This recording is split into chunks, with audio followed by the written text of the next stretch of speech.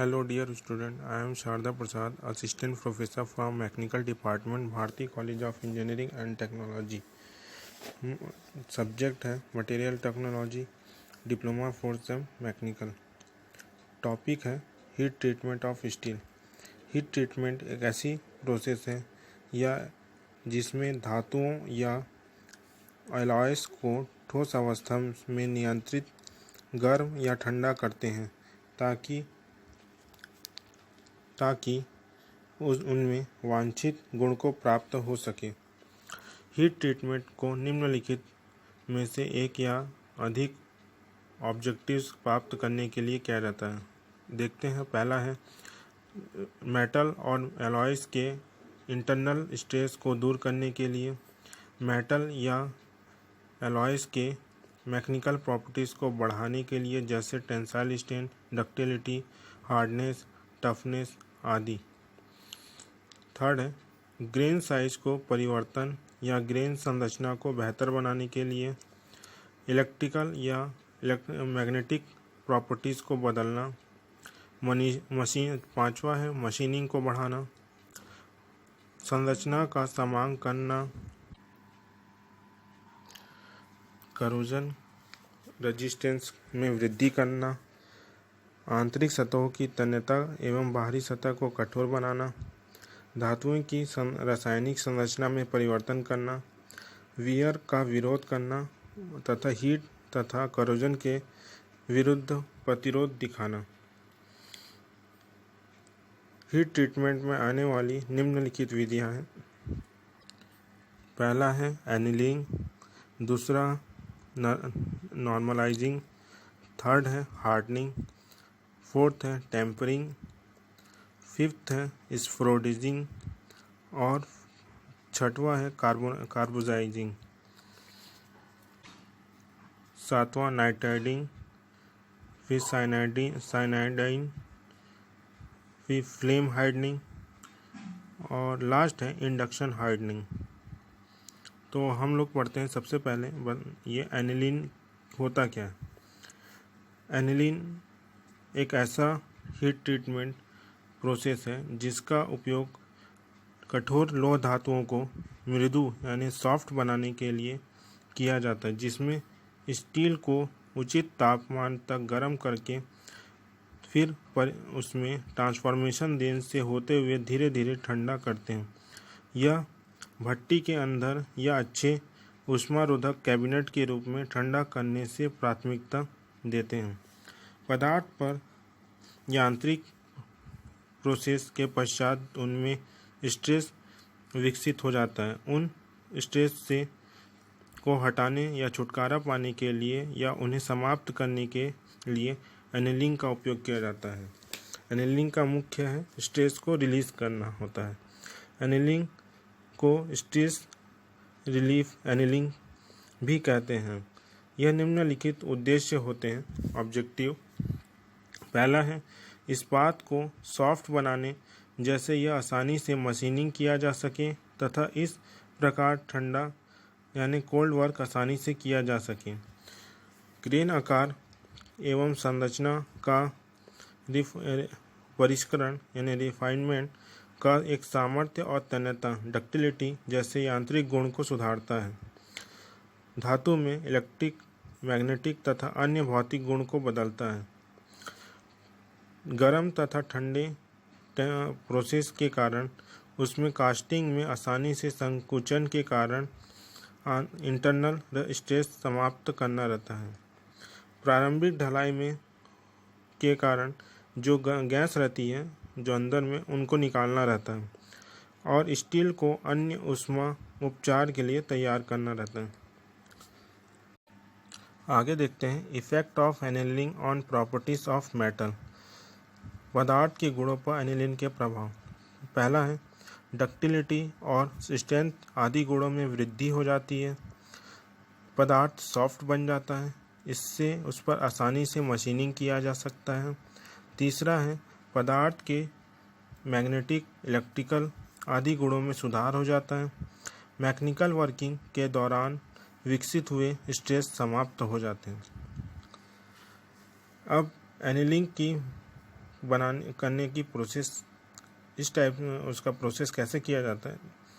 इस विधि में निम्न कार्बन स्टील को उच्च क्रांतिक तापमान यानी हाई क्रिटिकल टेम्परेचर में लगभग 30 डिग्री से 50 डिग्री सेल्सियस तक गर्म करते हैं, और हाई कार्बन स्टील जिसमें कार्बन की मात्रा 0.8% से अधिक होती है तो उसे लो क्रिटिकल टेम्परेचर से 30 से 50 डिग्री सेल्सियस तक गर्म करते हैं।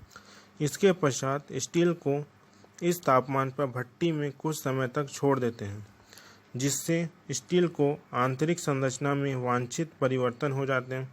इसके पश्चात जो मेटल का पार्ट होता है उसको बहुत धीमी गति से ठंडा करते हैं। इसके पश्चात जब धातु का जो खंड होता है, पार्ट होता है, उसको भट्टी में ही छोड़ देते हैं और भट्टी को बुझा देते हैं। ठंडा करने के दर सामान्यतः 15 डिग्री सेल्सियस से 30 डिग्री सेल्सियस प्रति सेकंड तक रखी जाती है। इस प्रकार एनिलीन के कारण तापमान तक गर्म करके स्टील की संरचना पूर्ण रूप से ऑस्टेनाइट बन जाती है। ठंडा करने पर ऑस्टेनाइट का रूपांतरण पर्लाइट और तथा पेराइट में हो जाता है। ऑस्टेनाइट का रूपांतरण पर्लाइट या सीमेंटाइट में भी हो जाता है। यह कार्बन की मात्रा पर निर्भर करता है। इस प्रकार रूपांतरण के पश्चात बने हुए उत्पाद तुलनात्मक मुलायम होते हैं। स्टील की इस विधि से सॉफ्ट बन जाती है। स्टील की जो तन्यता यानी डक्टिलिटी तथा टफनेस में वृद्धि हो जाती है और इंटरनल स्ट्रेस समाप्त हो जाते हैं। यह प्रोसेस हमको डायग्राम में दिखाया गया है। एक तरफ कार्बन परसेंटेज है और एक तरफ टेम्परेचर है, और कौन किस किस पोजीशन पे पेरलाइट, ऑस्टेनाइट, फेराइट, ये सब हमको दिखाया हुआ है डायग्राम में। High temperature, medium temperature, low temperature में कौन कौन से टेम्परेचर में क्या परिवर्तन होता है, ये हमको डायग्राम में दिखा हुआ है। अब देखते हैं फुल एनिलिंग प्रोसेस। इस प्रोसेस के द्वारा स्टील को सॉफ्ट बनाया जाता है। हार्डनेस को दूर करने पर स्टील पर मशीनिंग आसानी से की जा सकती है। इस प्रोसेस में स्टील को उसके क्रिटिकल टेम्परेचर से कुछ ऊपर गर्म किया जाता है। इसके पश्चात धातु खंड को भट्टी में कुछ समय के लिए फॉर सोकिंग के लिए छोड़ देते हैं, जिससे स्टील की संरचना में ऑस्टेनाइट का निर्माण होता है। इसके पश्चात स्टील धीमी गति से ठंडा करते हैं, जिससे ऑस्टेनाइट का रूपांतरण पर्लाइट में हो जाता है। यह प्रक्रिया स्टील जिसमें 0.83 से कम कार्बन होते हैं पर की जाती है। यह डायग्राम में दिखाया गया है कि कैसे फुल एनिलिंग प्रोसेस किया जा रहा है डायग्राम में। अब आगे चलते हैं, देखते हैं प्रोसेस एनिलिंग क्या होता है। जब कोल्ड वर्किंग के कारण स्टील के क्रिस्टल लैटिस में विरूपण हो जाता है, इस क्रिया द्वारा विरूपण में कम किया जाता है। हार्डनेस एवं उसमें भंगुरता यानी ब्रिटलनेस कम हो जाती है और स्टील का टेंसाइल स्ट्रेंथ बढ़ जाता है। स्टील को निम्न यानी लो क्रिटिकल टेम्परेचर में थोड़ा नीचे तक गर्म करते हैं और उसके पश्चात धीमी गति से ठंडा करते हैं। सामान्यतः 550 डिग्री से 650 डिग्री तक हीटिंग की जाती है।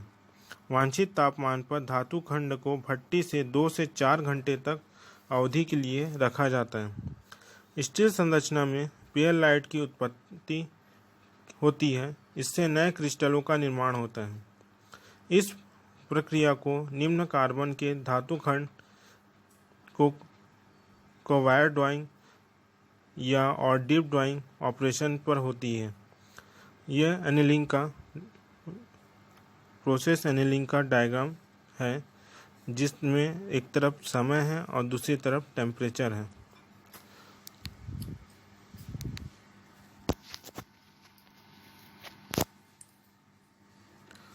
लास्ट है गोलाकृत एनिलिंग स्फेरॉइडल एनीलिंग। इस प्रोसेस में गांठेदार सीमेंटाइड और गोलाकार संरचना में परिवर्तित किया जाता है। इस प्रक्रिया में सामान्यतः उच्च कार्बन स्टील को 680 डिग्री सेल्सियस तक निम्न क्रांतिक तापमान के बीच गर्म किया जाता है। इस तापमान में धातु खंड को भट्टी से अधिक समय तक रखा जाता है। धीमी गति से 600 डिग्री सेल्सियस तक ठंडा किया जाता है। इस विधि बहुत कॉस्टली होती है, महंगी होती है और ये काफ़ी समय में पूर्ण होती है। यह हमको डायग्राम में दिखाया गया है।